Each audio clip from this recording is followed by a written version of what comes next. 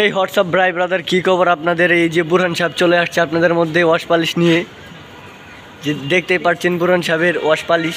বলেন কিছু বুরহান সাহেব, আপনি। আমি কি বলবো, আমার তো জন্মগত এখানে ওয়াশ পলিশ করাই।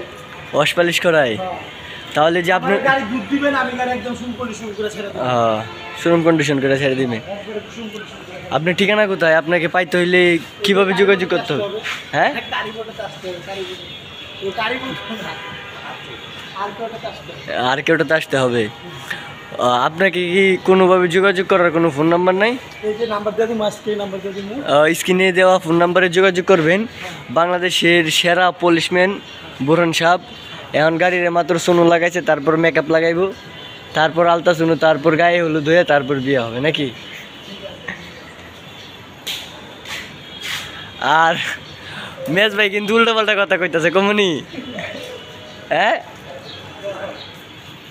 আর হচ্ছে যে আপনারা যে যেখান থেকে আমাদের ভিডিওটা দেখতেছেন সবাই ভিডিওটা শেয়ার করে দিবেন। পরবর্তীতে যে যে হ্যাঁ, বুরহান ভাই এমনি খুঁজে পাওয়া যায় না, পরবর্তীতে আর এমনি পাইবেন না। সবাই ভালো থাকবেন, সুস্থ থাকবেন, আল্লাহ হাফিজ।